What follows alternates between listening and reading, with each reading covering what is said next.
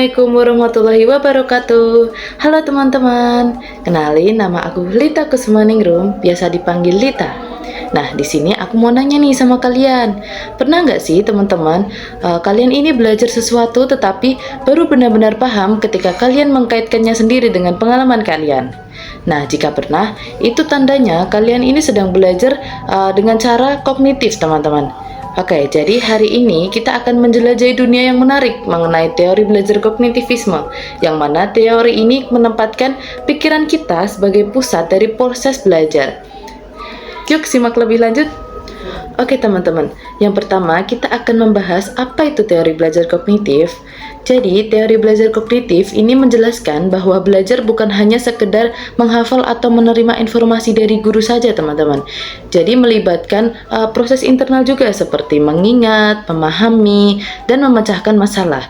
Jadi di dalam teori ini itu setiap individu dipandang sebagai pembelajar yang aktif, teman-teman.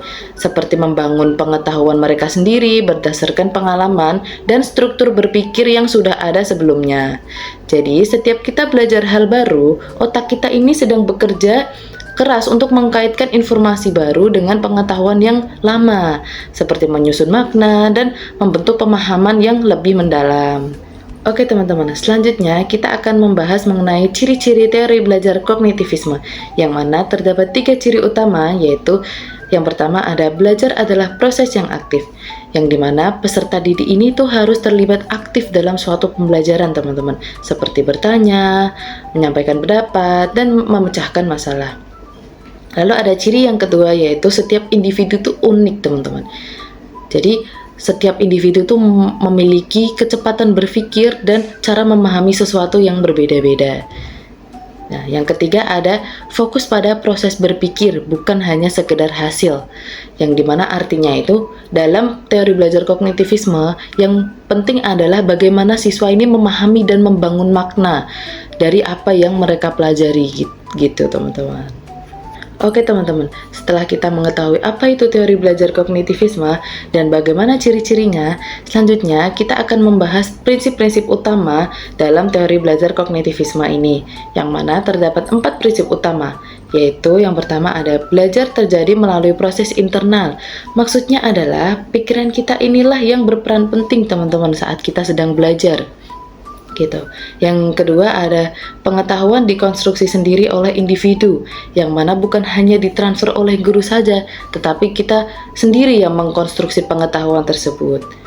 Yang ketiga ada belajar berlangsung secara bertahap dan kompleks, yaitu seperti membutuhkan waktu dan pengalaman yang cukup.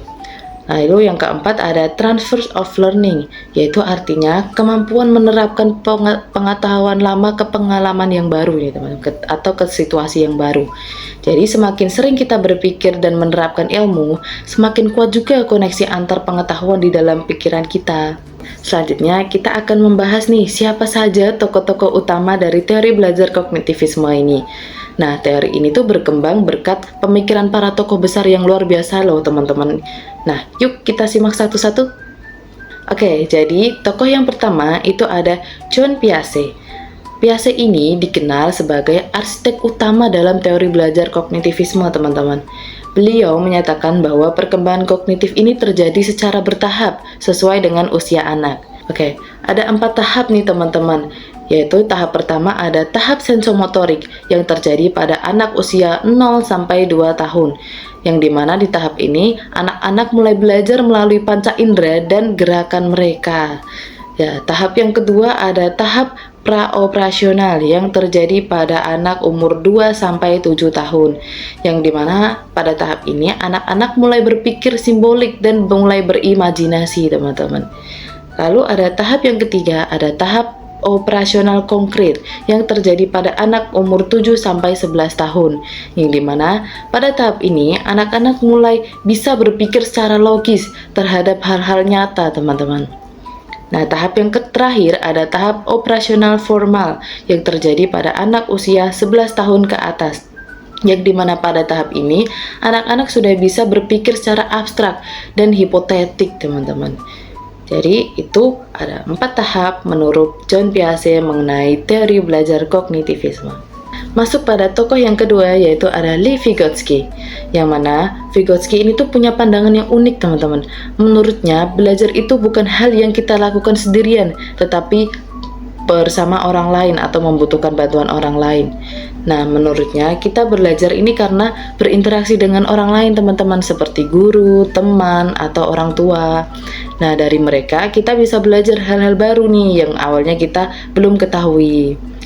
Beliau ini memperkenalkan istilah zona perkembangan proksimal atau yang biasa disebut dengan ZPD, yang mana artinya ZPD ini tuh adalah jarak antara apa yang bisa dilakukan oleh siswa itu sendiri dan apa yang bisa dilakukan dengan bantuan orang lain. Nah, bantuan itu tuh disebut dengan scaffolding, teman-teman, atau penopang sementara. Misalnya nih, ketika seorang guru membantu muridnya mengerjakan soal yang sulit. Nah, lama-kelamaan murid itu bisa melakukan sendiri tanpa bantuan guru itu lagi. Nah, seperti itu yang dimaksud dengan scaffolding. Nah, beliau ini juga bilang bahwa bahasa dan interaksi sosial ini sangat penting saat kita berbicara, bertanya, atau berdiskusi. Nah, kemampuan berpikir kita ini tuh akan ikut berkembang, teman-teman. Jadi, belajar terbaik menurut Lev Vygotsky adalah belajar yang bersama, saling membantu, dan banyak berinteraksi. Begitu, teman-teman. Oke, masuk pada tokoh yang ketiga, yaitu ada Jerome Bruner, yang mana menurut beliau belajar ini tuh lewat penemuan sendiri, teman-teman. Nah, Bruner percaya bahwa siswa akan lebih paham kalau mereka menemukan sendiri jawabannya, bukan hanya mendengarkan penjelasan dari guru saja. Nah, beliau menyebut cara ini yaitu dengan discovery learning atau belajar melalui penemuan. Contohnya, ketika teman-teman mencoba percobaan sains dan akhirnya tahu hasilnya sendiri. Nah, rasanya kan pasti lebih seru ya, teman-teman, dan mudah diingat kan. Nah, itulah tujuan Bruner yang sebenarnya, yaitu belajar itu harus aktif dan membuat siswa ini tuh penasaran, teman-teman. Nah, Bruner ini juga menjelaskan bahwa manusia belajar lewat 3 cara, teman-teman, yaitu ada yang pertama ada enaktif atau belajar lewat melakukan langsung seperti mencoba atau memegang suatu benda secara langsung, begitu, teman-teman. Yang kedua ada ikonik, yaitu belajar lewat gambar atau visual seperti kita melihat diagram atau melihat video, begitu. Lalu yang ketiga ada simbolik, yaitu belajar lewat kata dan simbol seperti membaca atau menulis rumus, begitu. Oke, teman-teman, sekarang kita masuk pada pembahasan yang terakhir, yaitu mengenai proses kognitif dalam pembelajaran. Nah, pernah nggak sih kalian merasa saat guru sedang mengajarkan materi, nah ada bagian yang langsung kita paham dan ada juga yang cepat hilang, begitu. Nah, itulah yang disebut dengan proses kognitif, teman-teman, yaitu cara otak kita menerima, mengolah, dan menyimpan informasi supaya bisa jadi pengetahuan yang benar-benar kita pahami. Nah, mari kita lihat bagaimana proses luar biasa ini tuh terjadi dalam otak kita. Oke, teman-teman, tahap yang pertama yaitu ada tahap sensory input atau menangkap informasi. Jadi, segalanya yang dimulai dari panca indera kita seperti mata, telinga, dan lainnya, ketika kamu melihat gambar, mendengar suara guru, atau membaca teks, nah otak kita ini tuh akan langsung menerima data mentah, begitu, teman-teman. Nah, informasi ini masuk ke yang disebut dengan memori sensori. Tetapi hati-hati juga kalau teman-teman tidak memperhatikan informasi ini, akan langsung hilang dalam hitungan detik, teman-teman. Maka dari itu, fokus dan perhatian ini adalah kunci utama dalam pembelajaran. Oke, masuk pada tahap yang kedua, yaitu ada attention dan perception atau menyaring dan memahami. Nah, di tahap ini, otak kita ini seperti bekerja layaknya filter yang pintar, teman-teman. Nah, di dalam sini, ia memilih informasi mana yang akan penting dan harus diproses untuk lebih lanjut. Kalau teman-teman memperhatikan guru menjelaskan konsep baru, nah otak teman-teman akan membangun persepsi, yaitu cara teman-teman memahami makna dari informasi tersebut. Nah, tanpa perhatian, belajar hanya akan lewat begitu saja seperti angin lalu, gitu. Masuk pada tahap yang ketiga, yaitu ada tahap working memory, teman-teman, atau tempat pemrosesan sementara. Nah, setelah diperhatikan, informasi masuk ke dalam memori kerja. Nah, bayangkan ini seperti meja kerja di otakmu itu adalah tempat kamu mengolah, menafsirkan, dan mencoba memahami informasi. Di sini kamu mulai berpikir, oh jadi ini hubungannya sama pelajaran yang kemarin ya. Nah, tapi ingat, memori kerja juga punya batas. Kalau terlalu banyak informasi yang sekaligus, kamu bisa merasa penuh atau pusing. Inilah yang disebut dengan beban kognitif atau teman-teman, atau cognitive load. Nah, jadi penting banget belajar secara bertahap dan fokus pada materi inti saja.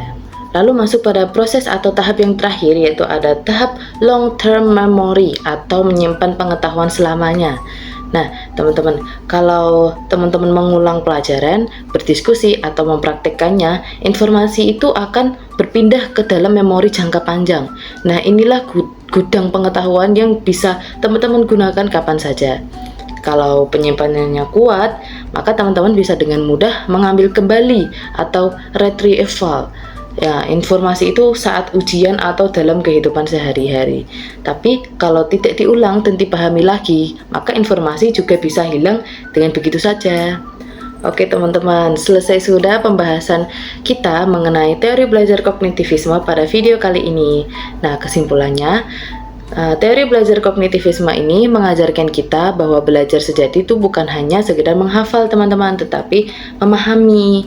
Dan belajar itu juga bukan sekedar meniru, tetapi menemukan makna di balik setiap pengalaman.